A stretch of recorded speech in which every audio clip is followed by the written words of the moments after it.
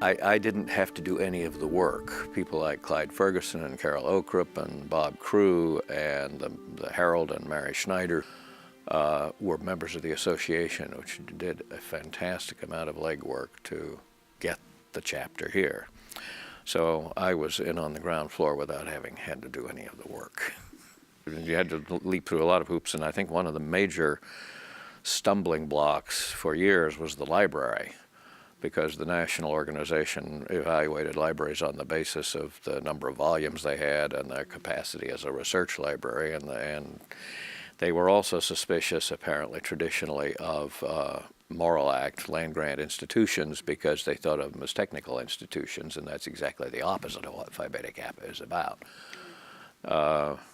Remember some stories that they were suspicious because K-State athletics seemed to loom larger than academics, but I can't believe when I came here that that was really, basketball might have been, football certainly would not have been. One of the criteria for an institution being awarded a chapter, they had to have some kind of critical mass of Phi Beta Kappa faculty already aboard to, I guess, maintain the purity of the product or whatever. I was elected to Phi Beta Kappa at Harvard, where I did my undergraduate. Yeah. So that was always a connection because Ralph Waldo Emerson's The American Scholar was the Phi Beta Kappa address at Harvard in, I think, 1839, and it's been called the American Declaration of Intellectual Independence. And so I always thought, I have a connection with that chapter of Phi Beta Kappa, which is really a significant an element in American cultural history. Well, I believe in the ideals of Phi Beta Kappa, which pretty well correspond, except for the science aspect of it, with what I try to do in Honors Intro to the Humanities. A liberal arts education for citizenship, and I want my students to feel at home in the world and comfortable dealing with the kinds of things that come up as a citizen or just because they're matters of interest, the sorts of things you see on Nova or whatever, to be interested in all kinds of things that have to do with the world. And so I thought Phi Beta Kappa encourages that. I was president of the organization, I think, a couple of times, and I served on the committee on members in course at least once, which is the real work, and just generally boost the organization of my students. I tell the students in the Honors Intro to class, one of the things I hope for is 4 years from now, or maybe in some cases 5, I will see you walk across the stage and get your Phi Beta Kappa key.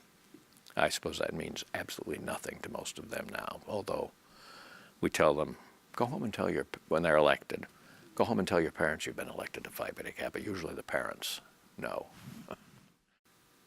Liberal meant freeing, and it was considered, which I suppose maybe sound politically incorrect these days too, education for a free man, a citizen, somebody who is going to be taking an active role in the community and the state and making decisions and dealing with issues and problems. And liberal arts, literature, history, philosophy, and sciences teach you rigor of thinking and thinking outside the box.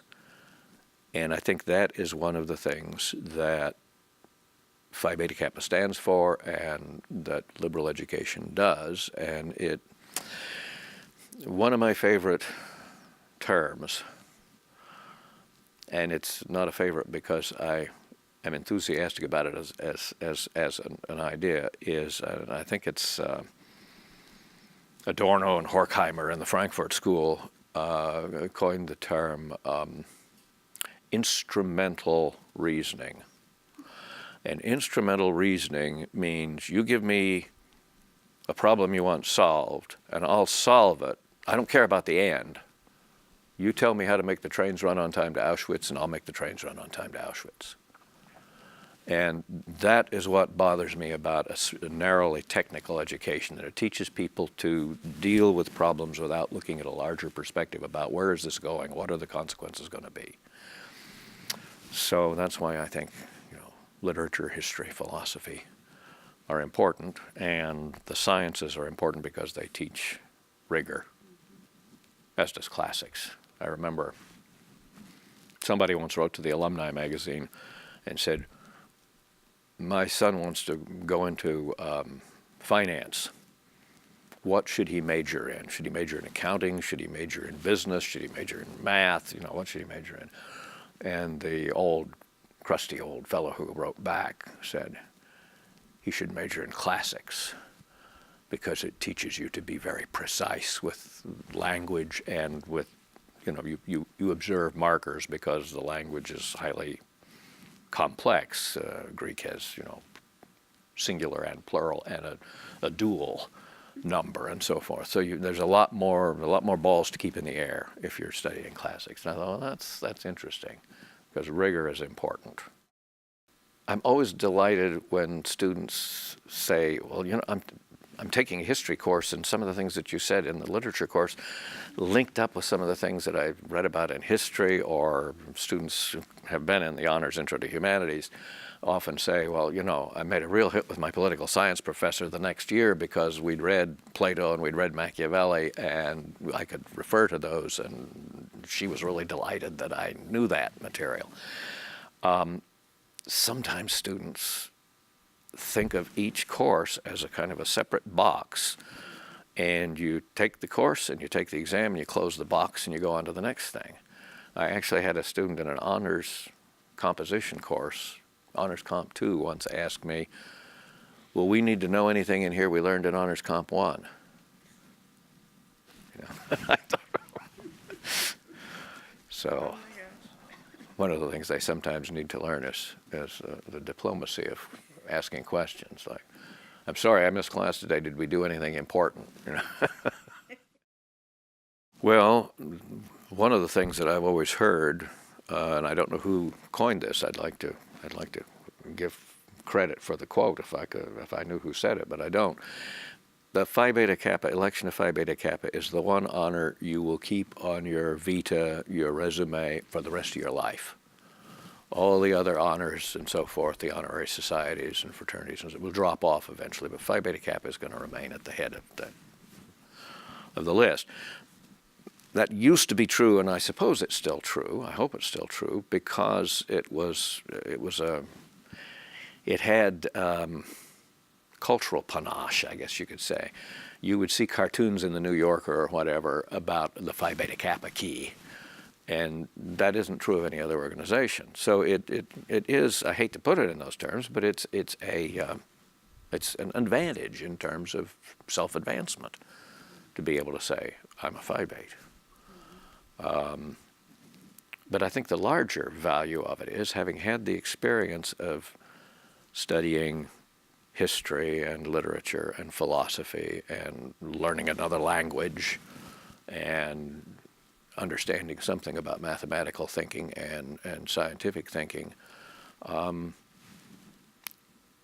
It makes you more at home in the world.